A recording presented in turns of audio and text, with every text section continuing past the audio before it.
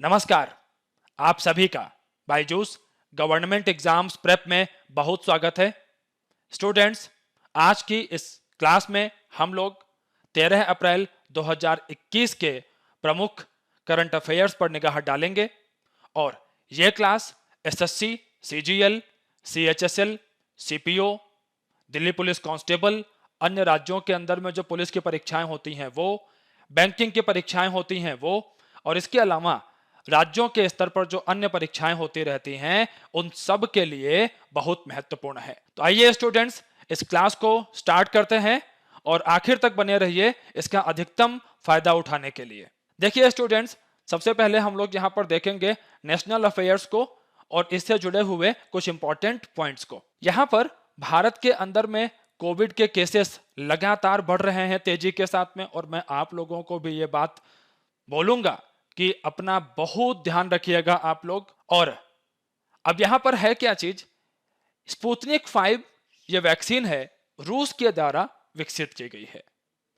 भारत के अंदर में जो सब्जेक्ट एक्सपर्ट कमेटी है उसने इस बात की अनुशंसा की है, रिकमेंड किया है कि आपातकाल के दौरान इस वैक्सीन का प्रयोग किया जा सकता है मरीजों के इलाज के लिए। अब यहां पर आपके लिए जो परीक्षा का प्रश्न छिपा हुआ है वो है स्पुतनिक 5 से कि यह किस देश के द्वारा बनाई गई वैक्सीन है, रूस। आगे देखिए, अब हमारे यहां पर एक संस्था है drug controller general of India, इस संस्था को जरूर ध्यान रखिएगा।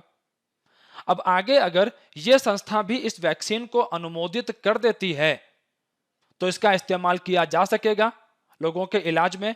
और इसी के साथ में कुछ महत्वपूर्ण बिंदु हैं, आपकी आंखों के सामने से डेली गुजर रहे हैं, लेकिन बहुत सारे विद्यार्थी अगर यहां से एग्जाम में क्वेश्चन आ गया तो वहां फंस जाएंगे। जैसे अगर यह पूछ लिया कि कोविशील्ड जो वैक्सीन है वो भारत के अंदर में किस संस्था के द्वारा बनाई जा रही है, तो अब भारत बायोटेक और सीरम इंस्टीट्यूट ऑफ इंडिया में लोग कंफ्यूज होंगे। तो अच्छे से याद कर लीजिए, कोविशील्ड का जो विकास है वो भारत के अंदर में सीरम इंस्टीट्यूट ऑफ इंडिया की तरफ से किया जा रहा है, और मूल रूप से इस वैक्सीन का निर्माण ऑक्सफोर्ड एस्ट्राजेनेका के द्वारा किया गया है। ठीक है, अब इसके बाद जो भारत बायोटेक की वैक्सीन है उसका नाम क्या है, कोवैक्सीन। तो हमारे यहां पर अभी ये 2 वैक्सीन चल रही हैं, और अगर स्पुतनिक 5 भी अप्रूव हो जाती है पूरी तरीके से अंतिम रूप से, तो वो तीसरी वैक्सीन हो जाएगी जो भारत के अंदर में कोविड-19 महामारी के इलाज के संदर्भ में उपलब्ध होगी। तो यहां पर 3-4 पॉइंट्स निकाल आए आपके काम के। आगे बढ़ते हैं। आईएनएस विराट के ऊपर में एक याचिका डाली गई थी सुप्रीम कोर्ट के अंदर में। दरअसल एक निजी फर्म यहां पर यह दलील दे रही थी सुप्रीम कोर्ट के अंदर में कि भारत की प्रतिष्ठा से जुड़ा रहा है आईएनएस विराट, और इसके डीकमीशन होने के बाद में इसको तोड़ा ना जाए। और इस निजी फर्म का यह कहना था कि हम इसको एक समुद्री संग्रहालय और एक एडवेंचर सेंटर के अंदर में इसको कन्वर्ट करेंगे और लोगों को दिखाएंगे कि भारतीय नौसेना की महान विरासत क्या है। लेकिन दूसरी एक संस्था इसको पहले ही खरीद चुकी है और उसने तोड़ने का काम शुरू भी कर दिया था लगभग। सुप्रीम कोर्ट ने यहां पर बोला कि देखिए, एक दूसरी संस्था आईएनएस विराट को खरीद चुकी है अब, और उसने तोड़ने का काम शुरू कर दिया है, तो अभी यहां पर हम कोई हस्तक्षेप नहीं करेंगे। अब आपके लिए ये जो फर्म वगैरह है, ये मामले हैं, ये नहीं आएंगे परीक्षा में। परीक्षा के लिए क्या महत्वपूर्ण है, आईएनएस विराट महत्वपूर्ण है। अब देखते हैं जरा आईएनएस विराट से संबंधित कौन कौन से महत्वपूर्ण विषय हैं। देखिए, ये जो एयरक्राफ्ट कैरियर रहा है, सबसे पहले ध्यान रखना, ये एयरक्राफ्ट कैरियर रहा है, मतलब कि हवाई जहाज यहां से उड़ सकते थे। ये सेंटूर क्लास से बिलोंग करता है, और ये सबसे पहले ब्रिटिश नेवी के अंदर में एचएमएस हरमीज के नाम से कमीशन किया गया था 1959 में। अच्छा, इसने ब्रिटिश नेवी की लगभग 25 साल तक सेवा की, और उसके बाद में इसको वहां से रिलीव किया गया 1984 के अराउंड। उसके बाद इसका आधुनिकीकरण करके 1987 में यह भारतीय नौसेना के अंदर में शामिल किया गया। अब भारतीय नौसेना के अंदर में इसका नाम रखा हमने आईएनएस विराट, और भारतीय नौसेना से 2017 में इसको डीकमीशन किया गया। अब यहां पर एक बड़ा अच्छा प्रश्न है, और वो प्रश्न ये है कि ये जो आईएनएस विराट है, ये दुनिया के अंदर में सबसे लंबे समय तक सेवारत रहने वाला युद्धपोत है। ये बहुत महत्वपूर्ण पॉइंट रहेगा आप लोगों के लिए। और इसका पुराना नाम HMS हर्मीज, ये वाला भी नाम। जैसे कि हमारे पास अभी है INS विक्रमादित्य, अब ये हमने रूस से लिया है, और INS विक्रमादित्य जो है, इसका जो रूस के अंदर में नाम जो हुआ करता था वो था एडमिरल गोर्शकोव, और हमारे यहां पर इसे किस नाम से जानते हैं? INS विक्रमादित्य के नाम से। ऐसे प्रश्न आ जाते हैं स्टूडेंट्स, ध्यान रखेंगे। आगे बढ़ते हैं। अब जरा कुछ अंतरराष्ट्रीय खबरों पर निगाह डाल लेते हैं, और खबर है China x tends $500 million loan to Sri Lanka. दरअसल $1 बिलियन का जो ऋण श्रीलंका के लिए स्वीकृत हुआ था, ये उसकी दूसरी किस्त है। और तस्वीर में आपके सामने श्रीलंका के जो वर्तमान राष्ट्रपति हैं गोताबाया राजपक्षे, वो हैं। अब देखिए, तो समाचार हो गया। अब इस समाचार के अंदर में परीक्षा का प्रश्न कहां छिपा हुआ है वो ढूंढना है हम लोगों को। तो अब ध्यान दीजिए जरा, श्रीलंका का मानचित्र आपके सामने है। आपको यहां पर जो ये बंदरगाह है, जैसे कोलंबो बंदरगाह है, गाले बंदरगाह है, हम्बनटोटा तो बहुत चर्चा में रहता है, प्रश्न भी खूब पूछे गए हैं आप लोगों के एग्जाम में। दिल्ली पुलिस कांस्टेबल में प्रश्न जो है काफी समय पहले ही पूछा था। इसके अलावा त्रिंकोमाली का क्षेत्र है, पॉइंट पेड्रो, इस क्षेत्र के आसपास जो है मछुआरे श्रीलंका के और जो भारत के जो हमारे जो मछुआरे हैं उनके बीच एक संघर्ष की स्थिति हमको देखने को मिलती है पॉइंट पेड्रो के आसपास के क्षेत्रों में। हम्बनटोटा के अंदर में चीन ने अपना बंदरगाह विकसित किया है। कोलंबो के पास ईस्ट कंटेनर टर्मिनल की डील श्रीलंका ने रद्द कर दी थी।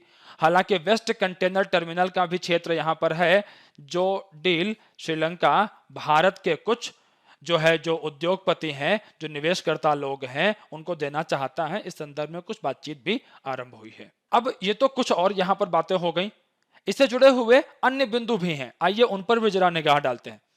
जैसे श्रीलंका की राजधानी की बात करें तो यहाँ की जो विधायिका राजधानी है वो है श्री जयवर्धनपुरा कोट्टे, और जो यहाँ के कार्यपालिका और जो न्यायपालिका वाली राजधानी है वो है कोलंबो। ध्यान रखना इसको। राष्ट्रपति हैं गोताबाया राजपक्षे, प्रधानमंत्री हैं महिंदा राजपक्षे, और यहाँ की जो विधायिका है उसका नाम क्या है? पार्लियामेंट। स्टूडेंट्स, अलग अलग देशों की जो संसद के नाम है वो बहुत बार चर्चा में रहते हैं, तो यह आप लोगों को पता होने चाहिए, जो कुछ प्रसिद्ध देश हैं उनके। अब जैसे श्रीलंका हमारे पड़ोस में है, बड़ा चर्चा में भी रहता है, तो यहाँ की जो विधायिका है उसे पार्लियामेंट कहते हैं। याद करने का सबसे अच्छा तरीका है कि भारत की विधायिका को भी क्या कहते हैं? संसद ही कहते हैं। ब्रिटेन की विधायिका को क्या कहते हैं? संसद ही कहते हैं। जैसे कुछ अन्य प्रमुख यहाँ पर प्रश्न निकल जाते हैं, जैसे डायट किस देश की संसद है, नेसेट किस देश की संसद है, तो इन सब पर आप काम करोगे। डायट और नेसेट बहुत चर्चा में रहते हैं, आप लोग इसका जवाब खोज करके इसका जो है जवाब देने का कोशिश करिएगा। चलिए आगे बढ़ते हैं। इसके बाद अगला प्रश्न है, military exercise in Bangladesh ends. दरअसल ये जो सैन्य अभ्यास था ये बहुराष्ट्रीय था, मल्टीनेशनल था, और इसके अंदर में शांतिर अग्रसेना नाम से इसे संपन्न किया गया। हमारे यहां चर्चा में क्यों आ गया? क्योंकि हमारे जो सेना प्रमुख हैं मनोज नरवणे जी, वो इसके अंतिम चरण में यहां पर जाकर के शामिल हुए थे समापन समारोह के संदर्भ में। अब ये जो शांतिर अग्रसेना है इसमें 4 देश मुख्य रूप से शामिल हुए थे। आप यहां देख लीजिए 4 देशों के नाम, इंडिया, भूटान, बांग्लादेश और श्रीलंका। 4 अप्रैल से आरंभ हुआ था। हाँ, यहां पर कुछ पर्यवेक्षक देश भी थे। अब एक बात ध्यान रखिएगा, वनडे एग्जाम के संदर्भ में अगर हम लोग बात करते हैं तो वहां पर आपको सबसे महत्वपूर्ण जो बात दिमाग में रखनी है वो है शांतिर अग्रसेना कि यह सैन्य अभ्यास किस देश में हुआ था। जवाब क्या होगा? बांग्लादेश में हुआ था। बहुत डिफिकल्ट लेवल पे जाएगा तो बंग बंधु सेनानीबास में हुआ था। थोड़ा और डिफिकल्ट करेगा तो कौन कौन से देश शामिल हुए थे? मुख्य रूप से 4 देशों के नाम आप मुख्य रूप से याद रखेंगे। That's it. पर्यवेक्षकों को देख लीजिए, अमेरिका, रूस, तुर्की, सऊदी अरब, कुवैत और सिंगापुर पर्यवेक्षक के रूप में है। पर्यवेक्षक का मतलब स्टूडेंट होता है ऑब्जर्वर स्टेट्स, कि मुख्य रूप से उसका हिस्सा नहीं है, हाँ भविष्य में संभावनाएं हो सकती हैं। आइए आगे बढ़ते हैं हम लोग यहां से। अब हम लोग देखते हैं various national and international personalities in news. तो 2 यहां पर व्यक्तित्व हैं, ये तो बहुत ज्यादा महत्वपूर्ण है आप लोगों के एग्जाम के लिए, क्योंकि राष्ट्रपति रामनाथ कोविंद जी ने जो इलेक्शन कमिश्नर हैं अभी सुशील चंद्रा जी, इनको अगले मुख्य निर्वाचन आयुक्त के रूप में अपॉइंट कर दिया है। ये सुनील अरोड़ा जी का स्थान लेंगे। अगर हम चंद्रा जी की बात करें तो ये जो है 15 फरवरी 2019 को इलेक्शन कमिश्नर के रूप में अपने कार्यकाल को आरंभ किए थे। उसके पहले ये central board of direct taxes के चेयरमैन रह चुके हैं। अब देखो संस्था आ गई सीबीडीटी। अब विद्यार्थियों, स्टूडेंट्स, आप लोग इस बात को बहुत अच्छे से याद करेंगे कि जो संस्थाएं बीच बीच में आती रहती हैं, भले आप लोगों ने पढ़ा होगा, हमने पढ़ाया होगा, लेकिन अब यहां पर इसका नाम आ गया है तो ये आपकी जिम्मेदारी हो जाती है कि जरा इस संस्था की स्थापना कब हुई, इसका मुख्यालय कहां पर है, इस पर निगाह जरूर डालें आप।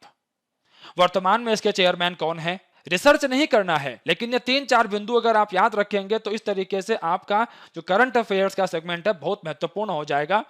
और ये हम सभी लोग जानते हैं कि हाल फिलहाल के समय में आपकी परीक्षाओं के अंदर में करंट अफेयर्स की वैल्यू लगातार बढ़ती जा रही है। यहां तक कि स्टैटिक विषय भी एक हद तक करंट अफेयर्स के साथ में जाके जुड़ चुके हैं। आइए आगे बढ़ते हैं। अब निर्वाचन आयोग के बारे में अगर हम बात करें तो वर्तमान में 3 सदस्य होते हैं इसके अंदर में। एक मुख्य निर्वाचन आयुक्त होते हैं और 2 यहां पर निर्वाचन आयुक्त होते हैं।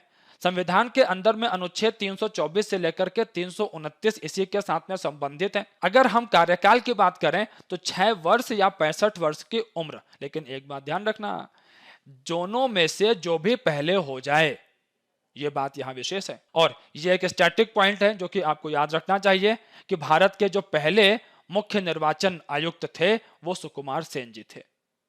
आगे बढ़ते हैं। इसके बाद में अगला नाम जो है वो है इब्न अब्दुर रहमान। इनकी मृत्यु हुई है। रहने वाले हैं पाकिस्तान के, लेकिन पाकिस्तान के अंदर में मानवाधिकारों के लिए एक लंबे समय तक काम किया है इन्होंने। रैमन मैग्सेसे अवार्ड से सम्मानित किया गया था इनको, और इस रैमन मैग्सेसे अवार्ड को हम लोग एशिया का नोबल भी कहते हैं। प्रश्न आ जाते हैं कई बार कि एशिया का नोबल किसे कहा जाता है, तो रैमन मैग्सेसे अवार्ड को कहा जाता है एशिया का नोबल। अच्छा, तो इनका जो सबसे महत्वपूर्ण कदम माना जाता है कि 1971 में जब पूर्वी पाकिस्तान में, मतलब जो आज का बांग्लादेश है, जब वहां पर जियाउल हक ने मार्शल लॉ लगाया और वहां पर पूर्वी पाकिस्तान के लोगों पर भयानक अत्याचार किए पाकिस्तान की सेना ने, तो पश्चिमी पाकिस्तान के अंदर में इन्होंने उसके खिलाफ आवाज उठाई। सैन्य शासन के अंदर में यह बहुत साहसिक कदम माना जाएगा स्टूडेंट्स। इसके अलावा कुछ और महत्वपूर्ण बातें हैं। इनका जन्म भारत में हुआ था, हरियाणा में। शुरुआती शिक्षा दीक्षा जो है इनकी जो है भारत में ही हुई, और अलीगढ़ मुस्लिम विश्वविद्यालय से उच्च शिक्षा प्राप्त की इन्होंने। लेकिन जब पार्टीशन हुआ तब ये पाकिस्तान चले गए अपने परिवार के साथ, और भारत अक्सर आते जाते रहते थे। और जब तनाव बढ़ता था, टेंशन बढ़ती थी इंडिया पाकिस्तान के बीच में, तो उस टेंशन को रिड्यूस करने के लिए कई बार ये भारत आते थे। इसके अलावा इनके इन्हीं सब प्रयासों को ध्यान में रखते हुए इनको रैमन मैग्सेसे अवार्ड से सम्मानित किया गया है। 2004 में सम्मानित किया गया था शांति और अंतरराष्ट्रीय समझ के लिए। चलिए स्टूडेंट्स, आगे बढ़ते हैं हम लोग, और ये वादा रहा आप लोगों से कि आगे जो है किसी क्लास के अंदर में हम लोग रैमन मैग्सेसे अवार्ड के जो है इन डिटेल चर्चा जरूर करेंगे। अच्छा, एक बात मैं आपको और बता दूं कि पिछली क्लासेस में मैंने नोबल अवार्ड के बारे में चर्चा की थी आप लोगों से, तो नोबल अवार्ड की जो क्लास है उसको आप लोग अच्छे से देख लीजिएगा। तो धीरे धीरे मैं ये अवार्ड्स वगैरह भी कवर करता हुआ चलूंगा, तो आप लोग बढ़िया से क्लासेस करिए। आगे बढ़ते हैं। अगला समाचार बैंकिंग और फाइनेंस के सेक्टर से है, और यहां पर माइक्रोसॉफ्ट ने आर्टिफिशियल इंटेलिजेंस की एक कंपनी है नुवेंस, इसके साथ में डील किया है $19.7 बिलियन का। और इससे बेनिफिट क्या होगा, उद्देश्य क्या है, यहां पर टेली हेल्थ सर्विसेज को बढ़ावा देना आर्टिफिशियल इंटेलिजेंस की मदद से।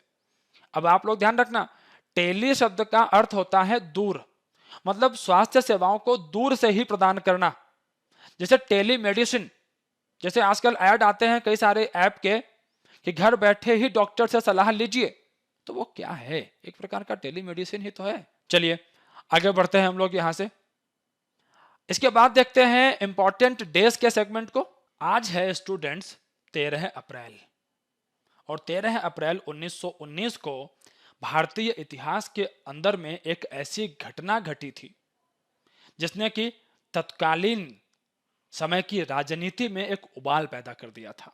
अंग्रेज 1919 के मार्च में रॉलेट एक्ट लेकर के आए थे, जिसमें यह कहा गया कि जो भी लोग अंग्रेजों का विरोध कर रहे हैं उनको हम उठा के जेल में डाल देंगे। गांधी जी ने कहा कि यह काला कानून है, क्योंकि इस कानून के अंदर में जो लोग गिरफ्तार होते थे उनको वकील, अपील, दलील करने का कोई अधिकार ही नहीं होता था।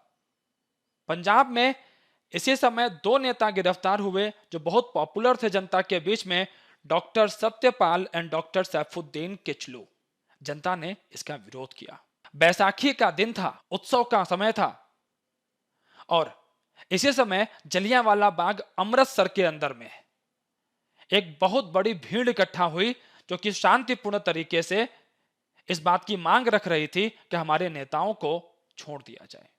और यहां पर क्रूर जनरल डायर पहुंचा और इसने निहत्थे लोगों पर गोली चलाने का आदेश दिया। अब जब इस नरसंहार की जानकारी रविन्द्रनाथ टैगोर को मिली तो उन्होंने अंग्रेजों की दी हुई नाइटहुड की उपाधि का त्याग किया।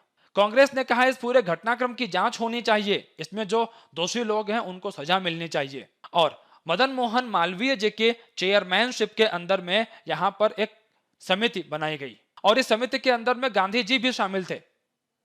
और इस समिति ने अपनी रिपोर्ट में यह पाया कि यहां पर 1000 से ज्यादा लोग मारे गए। अंग्रेजों ने इस घटनाक्रम की जांच के लिए हंटर कमीशन की स्थापना की थी, और ये जो हंटर कमीशन था इसने कहा अपनी रिपोर्ट के अंदर में कि यहां पर महज 379 लोग मारे गए। और गांधी जी ने हंटर कमीशन की रिपोर्ट को कहा था शेमलेस कवर अप, शर्मनाक लीपापोती। और इसी जगह से गांधी जी का जो आक्रोश है वो इतना बढ़ना शुरू हो गया था कि उन्होंने लगभग ये तय कर लिया था कि अब एक बड़ा आंदोलन करना है और अंग्रेजों को यहां से बाहर निकालना है। तो एक किस्म से जो असहयोग आंदोलन है उसकी पृष्ठभूमि को जोड़ करके भी आप यहां से देख सकते हैं। तो आइए स्टूडेंट्स आगे बढ़ते हैं। अब यहां से कुछ इंपॉर्टेंट फैक्ट्स की बात करते हैं।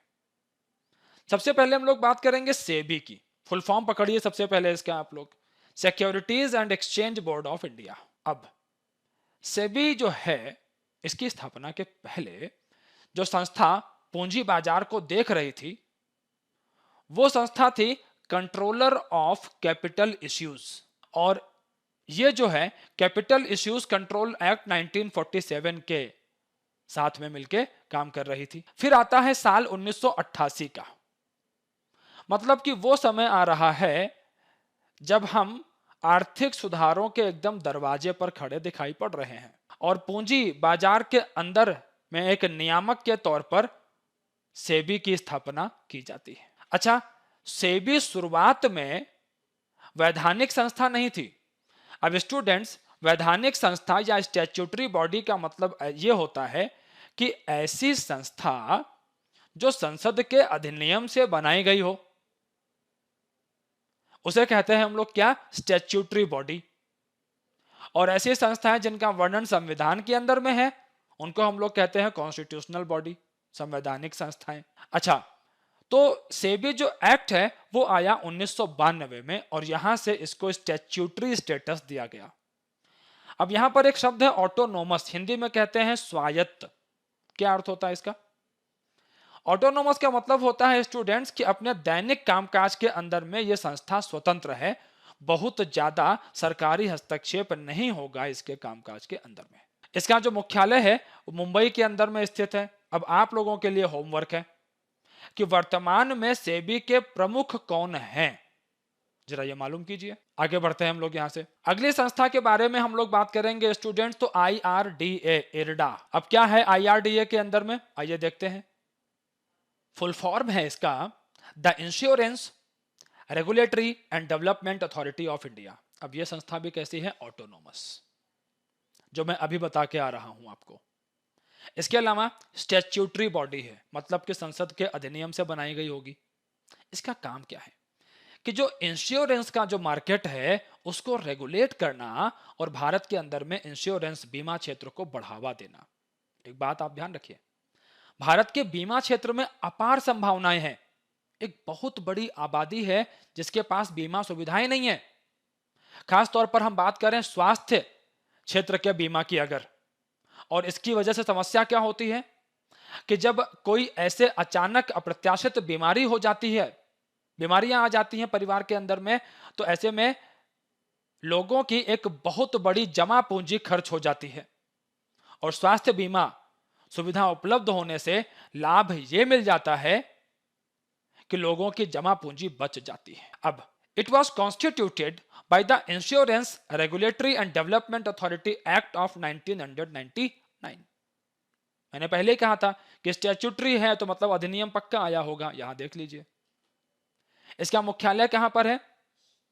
तेलंगाना के हैदराबाद में। ध्यान रखना, हैदराबाद तेलंगाना में चला गया। अभी लोग अभी भी आंध्र प्रदेश में घूम रहे होते हैं, तब हंसी आती है फिर बच्चों के ऊपर में। तो आप लोग गलती मत करना, वो गलती नहीं करनी है आपको। पहले इसका मुख्यालय कहां था? दिल्ली के अंदर में था।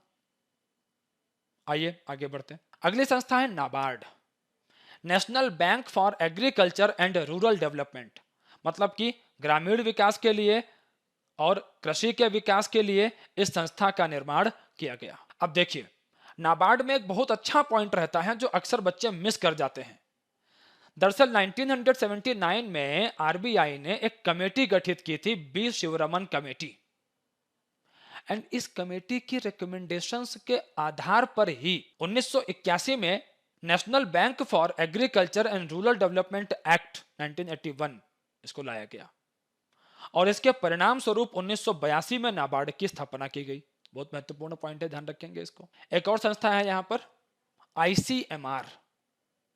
अब आईसीएमआर आप देखो ना, डेली चर्चा में है इस समय। जैसे जैसे कोविड का केस बढ़ना शुरू हुए हैं, आईसीएमआर फिर चर्चा में आ रहा है। तो फुल फॉर्म तो पकड़िए पहले, इसका फुल फॉर्म क्या है? Indian council of medical research. अच्छा, अब ये जो संस्था है आईसीएमआर, इसकी स्थापना हुई थी 1911 में आईआरएफए के नाम से। आईआरएफए का जो फुल फॉर्म था वो था इंडियन रिसर्च फंड एसोसिएशन, और 1949 में इसका नाम पड़ा आईसीएमआर। मुख्यालय कहां पर है इसका? नई दिल्ली के अंदर में है।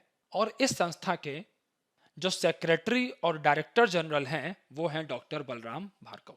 ये जो है भारत के अंदर में सर्वोच्च संस्था है बायोमेडिकल रिसर्च के क्षेत्र में। और जब महामारी की स्थितियां पैदा हो जाती हैं तो वहां पर महामारी के संदर्भ में लोगों को जागरूक करना, उसके इलाज की खोज के लिए प्रयास करना, इन सब में आईसीएमआर का एक बहुत महत्वपूर्ण योगदान रहता है। आगे बढ़ते हैं स्टूडेंट्स, अभ्यास प्रश्नों को देख लेते हैं, इनके जवाब आप लोग देंगे। पहला प्रश्न है, Sputnik 5 vaccine is related to which of the following country? Sputnik 5 vaccine का संबंध किस देश से है? ऑप्शंस हैं रूस, अमेरिका, भारत, चीन। अगला प्रश्न देखते हैं students, name the longest serving worship in the world. दुनिया में सबसे लंबे समय तक सेवारत पोत का नाम बताइए। INS Vikrant, INS Vikramaditya, INS Virat, या इनमें से कोई नहीं? आसान प्रश्न है विद्यार्थियों, आप सब लोगों को सब पढ़ा के आ रहा हूं मैं स्टूडेंट्स, गलती नहीं होनी चाहिए। अगला है, who is appointed as new chief election commissioner of India? किसे भारत का नया मुख्य निर्वाचन आयुक्त नियुक्त किया गया है? अशोक लवासा, सुनील अरोड़ा, सुशील चंद्र, गिरीश मुर्मू। अगला प्रश्न है, Ibn Abdul Rahman who died recently was related to which country? Ibn Abdul Rahman जिनकी हाल ही में मृत्यु हुई है, उनका संबंध किस देश से था? बांग्लादेश, पाकिस्तान, भारत, ईरान। अगला प्रश्न है, who renounced the title of knighthood in protest Jallianwala Bagh massacre? Jallianwala Bagh नरसंहार के विरोध में किसने नाइटहुड की उपाधि त्याग दी थी? Rabindranath Tagore, Gandhi ji, VB Patel, AC Majumdar. अगला प्रश्न है, B Sivaraman committee is related to which institution? B Sivaraman समिति का संबंध किस संस्था से है? तो सेबी, नाबार्ड, सिडबी, इनमें से कोई नहीं? अगला प्रश्न है, where is the headquarter of IRDAI? IRDA का मुख्यालय कहां पर है? दिल्ली, चेन्नई, मुंबई, हैदराबाद। बताओ भाई। अगला प्रश्न देखिए, when SEBI was given statutory powers, SEBI को वैधानिक शक्तियां कब दी गई थी? 1988, 1992, 1989, 1991। अगला प्रश्न है students, in recent military exercise Shanti और Ugrasena concluded in which country? हाल ही में सैन्य अभ्यास शांति और उग्रसेना किस देश में संपन्न हुआ है? India, that is Bharat, Bhutan, Sri Lanka, Bangladesh. अंतिम प्रश्न है, who is present president of Sri Lanka? Sri Lanka का वर्तमान राष्ट्रपति कौन है? तो गोताबाया राजपक्षे, महिंदा राजपक्षे, रानिल विक्रमसिंघे या फिर प्रभाकरण। स्टूडेंट्स, इन प्रश्नों के उत्तर देने का आप लोग प्रयास करेंगे और आज की इस क्लास में इतना ही। आशा करते हैं कि आज की क्लास आप लोगों को पसंद आई होगी। वीडियो को लाइक और शेयर करना बिल्कुल भी मत भूलिएगा। चैनल को सब्सक्राइब कर लेंगे, बेल आइकन प्रेस कर लेंगे तो सारे नोटिफिकेशंस आपको समय से मिल जाएंगे। आज के इस वीडियो को देखने के लिए आप सभी का बहुत आभार।